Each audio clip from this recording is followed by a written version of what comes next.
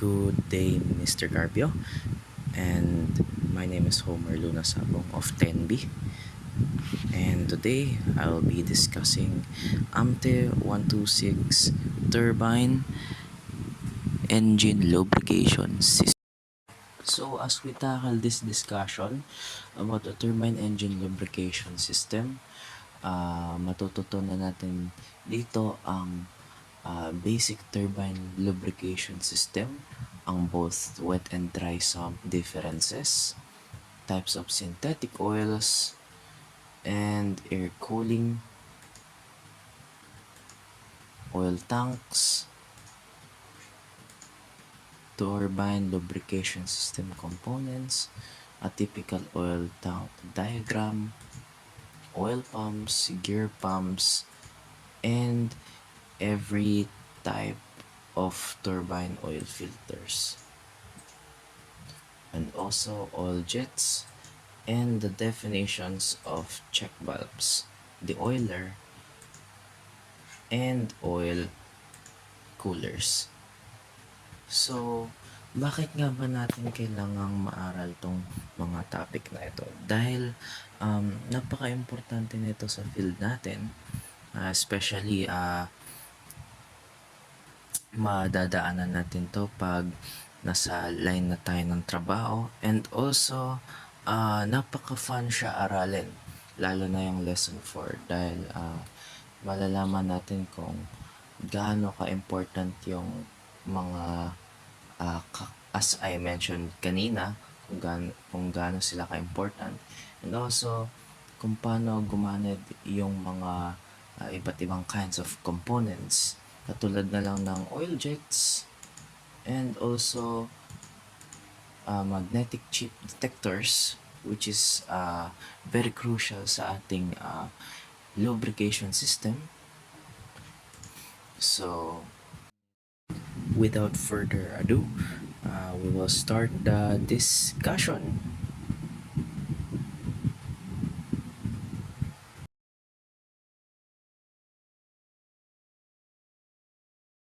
So let's roll. So, sa turbine engine system, let's say na lang na pwede nating i-example to na pareho silang wet and dry sump lubrication system na ginagamit ng GTE. So, which is yung wet and dry sump. Ang sistema nito ay naglalagay siya ng pressure relief system. Ini-maintain ito ng engine para ang flow ng oil ay magkaparehas at balance ang daloy nila sa sistema ng engine itself. So, ang ating GTE or gas turbine engine, pwede natin siyang ma-classified as a pressure relief system itself. Kasi meron siyang full flow type system na nagpa-vary ng pressure ng oil depende sa bilis ng makina. At meron din siyang tinatawag na total loss system, pero hindi natin siya ma-apply sa GTE gaano kasi ang total loss system ay ina-apply lang mismo sa target drones and missiles at iba pang supersonic speed na engine base. So, dito naman sa two types of synthetic oils na ginagamit ng GTE, Type 1 MIL and Type 2 MIL 23699. So, dito naman sa types ng oil, meron tayong tinatawag na centi-stroke rating. Ang meaning nito ay binabase niya ang viscosity ng motor oil or ang mismong oil ng makina sa matataas na temperatura. So basically kasi ang oil nag-iiba ang viscosity niya depende sa temperature na pinapasokan niya sa makina. So, ginagamitan natin to ng centi-stroke or CST, if I remember. Para malaman natin yung iba't ibang viscosity nila sa iba't ibang temperature kapag pumupunta sila or dumadaloy sila sa iba't ibang parts ng makina.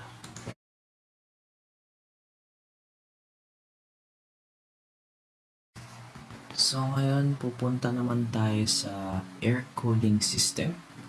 So minsan sa GTE or majority sa GTE engines ay gumagamit ng air cooling and also oil cooling, which supports yung mismong turbine system natin para mas lumamig siya. Kasi kapag umiinit yung mga bearing natin, which supports the whole turbine itself, baka maging brittle ito over time at pwede itong bumigay. Sa secondary airflow naman natin, additionally, ginagamit ito para mag-cool down ng turbine disc, vanes, and also blades. So, ang cooling air, basically, nagre-reduce siya ng quantity ng oil and naglalagay siya ng cooling solution sa mga turbine bearings natin, which is a major function nga sa mismong base ng ating makina sa aeroplano.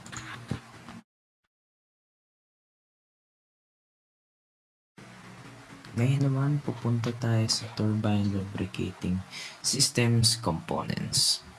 So, the following component descriptions include the most found in various turbine lubricating systems. Engine oil systems may vary somewhat according to engine model, manufacturer.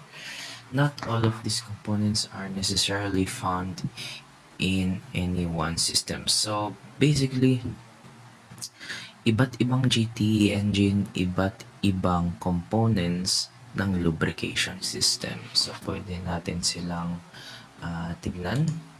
So, una, oil tank. Although dry sump systems, the oil reservoir of a dry sump system is typically constructed or formed of a sheet, aluminum, or stainless steel. So, sa oil tank, meron tong two types, no? So, pwede natin siyang masalin sa wet sump tsaka dry sump. So, wet sump kasi, connected siya mismo malapit sa makina, which is madaling makuhaan ng temperature galing sa makina. So, umiinit ito na rapidly compared sa ating dry sump kasi ang dry sump natin ay disconnected, malayo yung location niya from the engine and also it has way more storage for oil reservoir.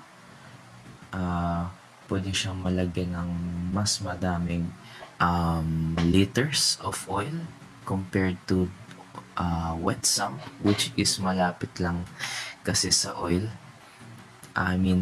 Malapit lang sa engine, so limited ang ating storage dyan.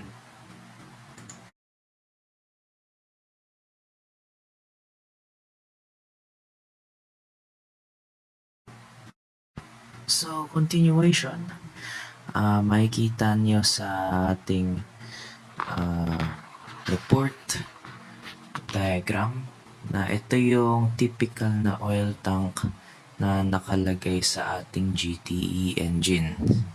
So, makikita nyo, meron siyang swivel outlet and horizontal baffle and two flapper valve checks mounted sa ating positive vent system.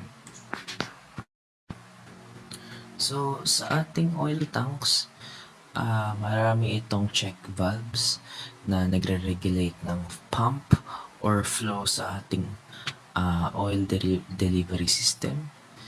Kasi kung wala ito, um, it's either hindi makakadaloy ang ating oil sa destination or sa certain parts ng ating engine at baka ito ay hindi malubricate ng maayos. Pwede rin itong mag-overflow at masobrahan ang ating makina sa oil. So, dito dumarating ang ating mga oil expansion space.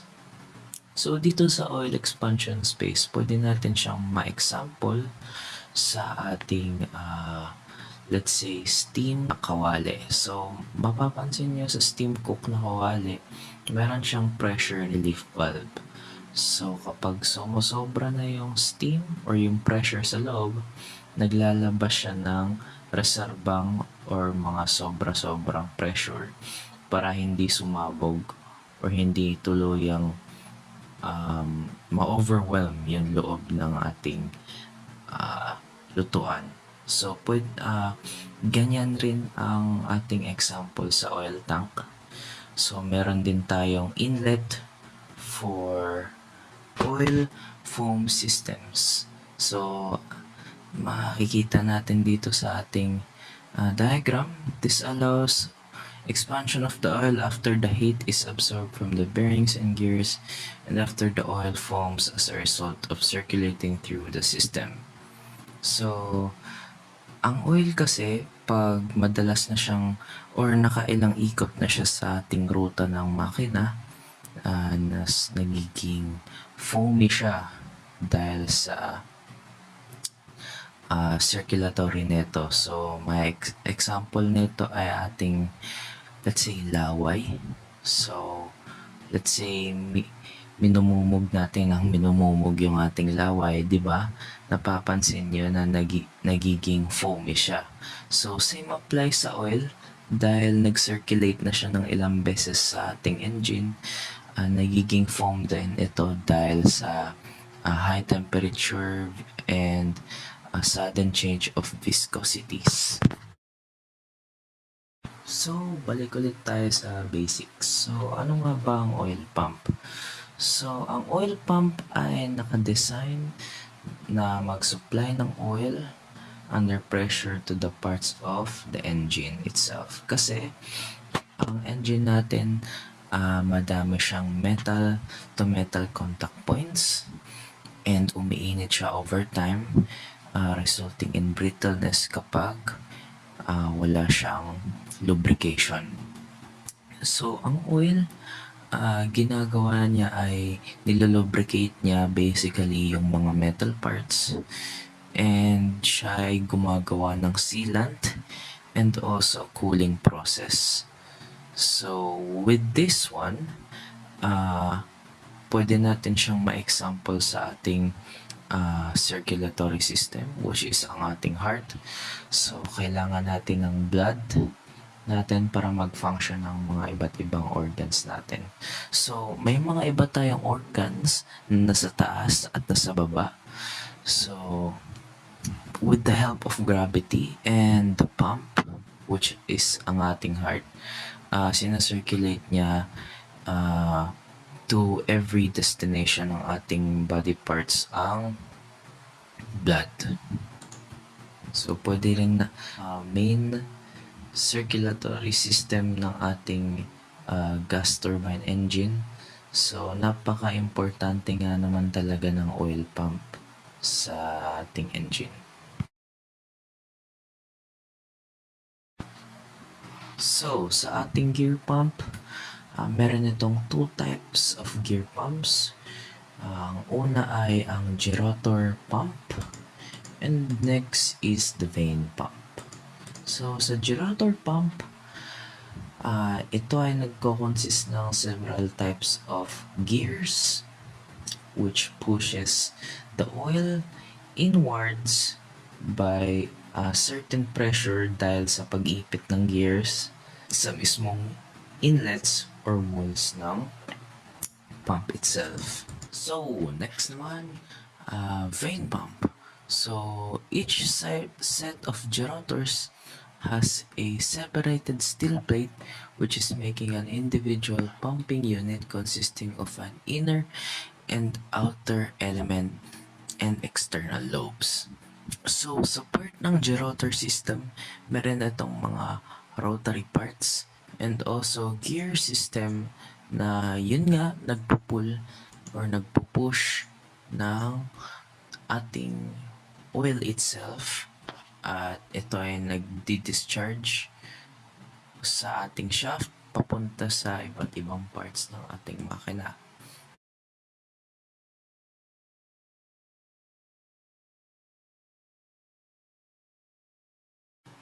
So, next naman, pupunta tayo sa turbine oil filters.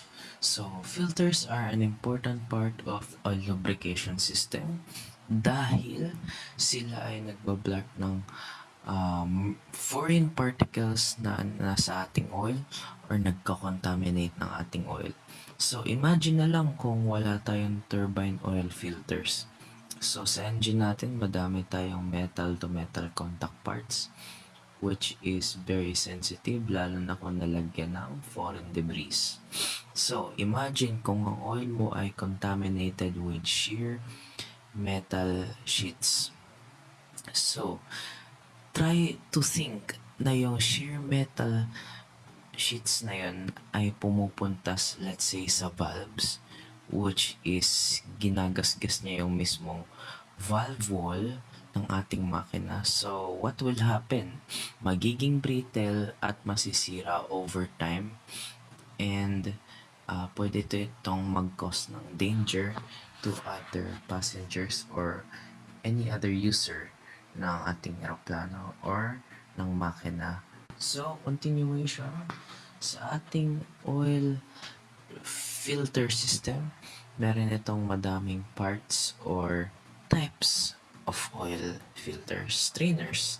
So, una muna nating tatalakayin ay ang replaceable laminated filter element. So, pwede natin itong ma-example sa ating air cone filter na nakikita sa sasakyan.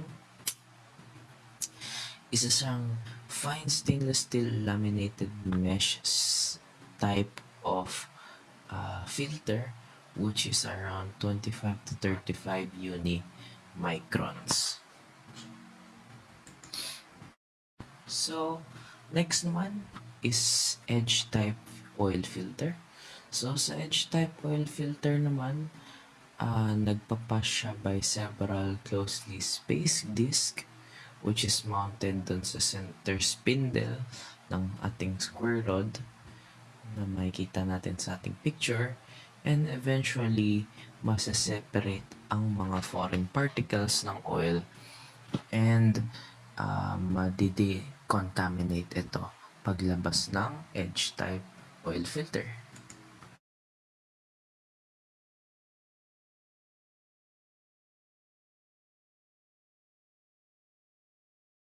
So next naman, pupunta tayo sa centrifugal type oil filter. So dito naman sa hollow type ng centrifugal oil filter, meron itong stationary casing at rotor casing spindle at dito pinapasok ang inlet ng oil and lalabas siya sa oil jet papunta sa outlet with separations of foreign particles sa ating oil.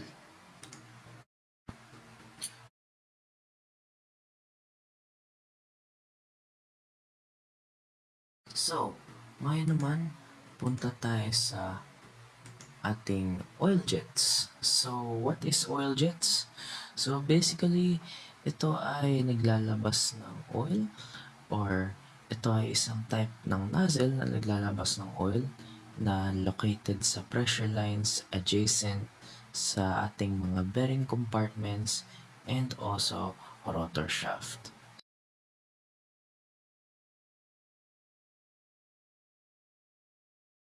So, anong ginagawa ng oil jets?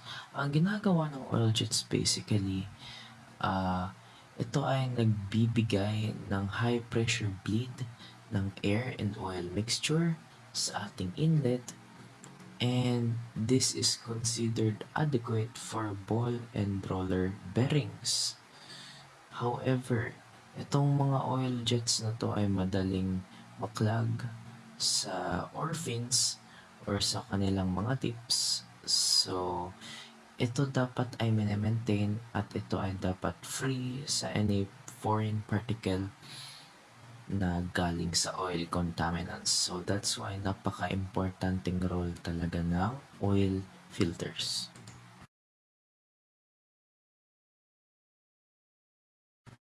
So, punta naman tayo ngayon sa lubrication system check valve. So, system check valve, ito ay naka-install sa oil supply linings ng dry sump oil systems na nagpe-prevent ng reservoir ng oil from seeping by gravity.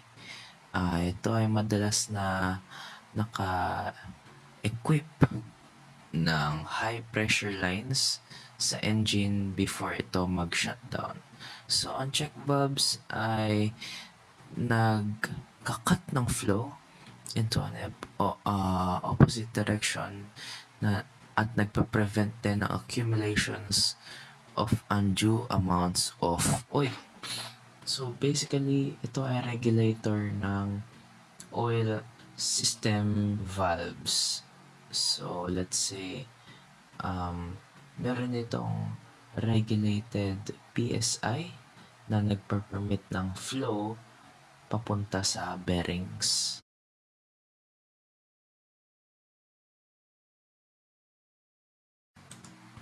So, punta naman tayo ngayon sa oil cooler.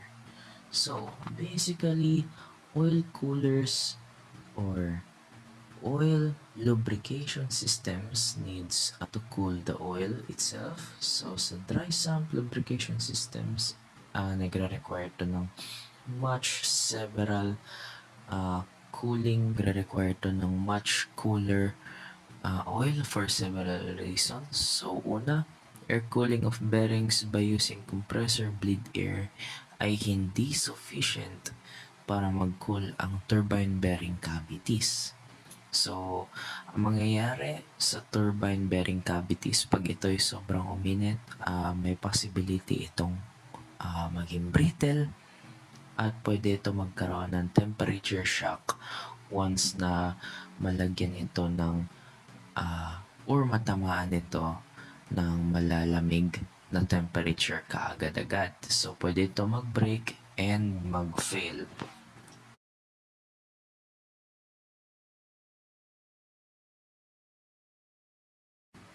So, second, the large turbofan engines normally require a greater amount of bearings.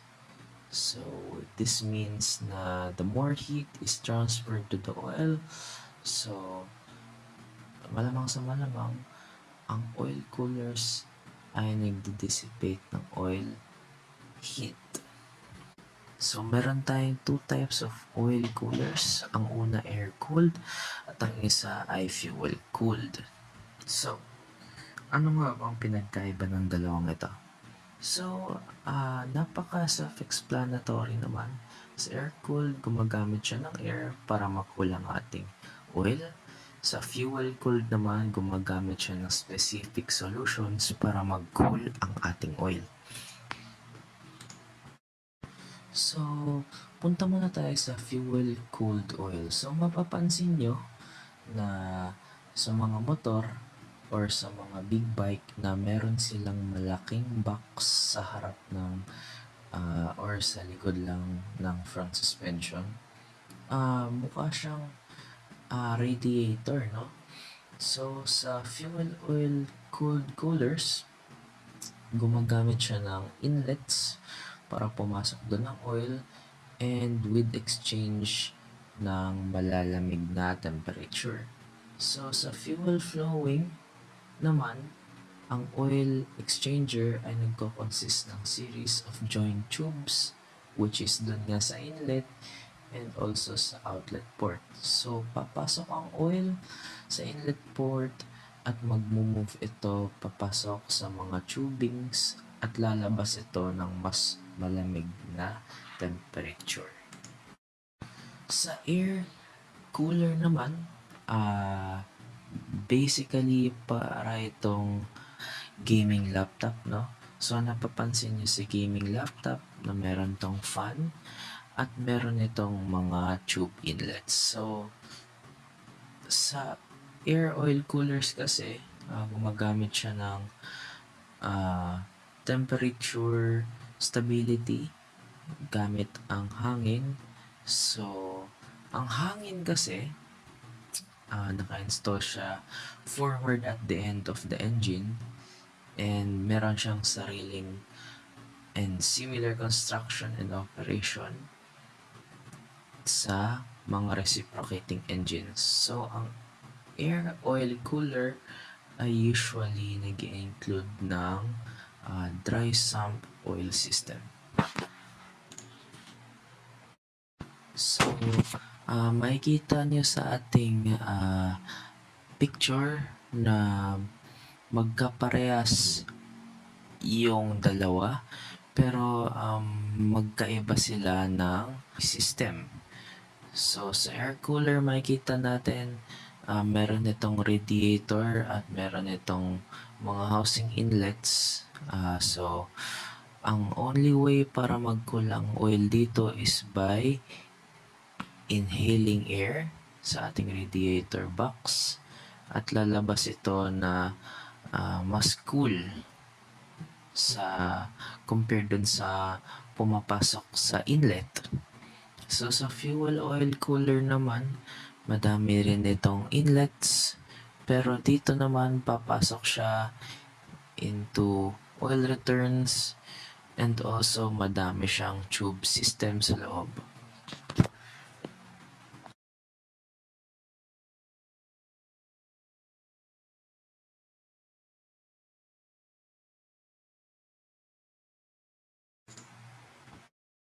So, punta naman tayo sa deboiler. So, sa deboiler, this basically removes the oil from the breather air and the breather air goes to an impeller that turns the deboiler housing centrifugal force drives the oil towards the outer wall of the impeller. So, makikita niyo dyan sa ating picture kung paano gumana ang deboiler.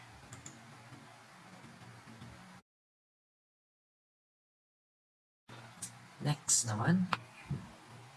Okay, so next naman, magnetic chip detectors.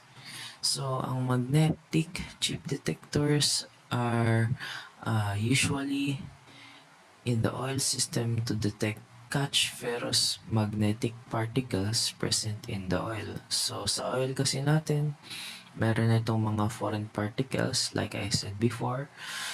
Pwede itong nagko-consist ito ng magnetic particles na pwedeng makasira din sa ating mga valve walls.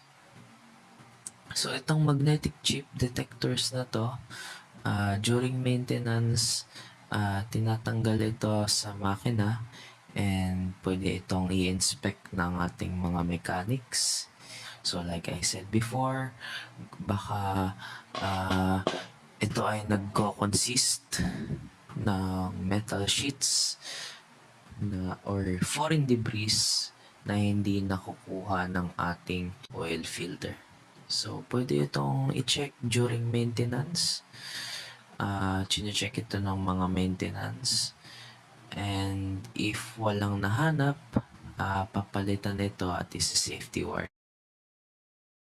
So, that will be it for today's discussion. So, like I said nga, napaka-importante nitong topic na to sa atin dahil papunta na tayo sa direction or actually, nasa direction na tayo ng GTE era of airplanes which is highly important lalo ng dadaan tayo sa strand na ito at i-encounter natin to sa ating trabaho. So, basically, in conclusion, we should learn more about the roots of lubricating systems and how they work mechanically. So, thank you for listening and hopefully may natutunan kayo lahat. And as always, I'll see you po sa next reporting. kung meron man. Thank you. Goodbye.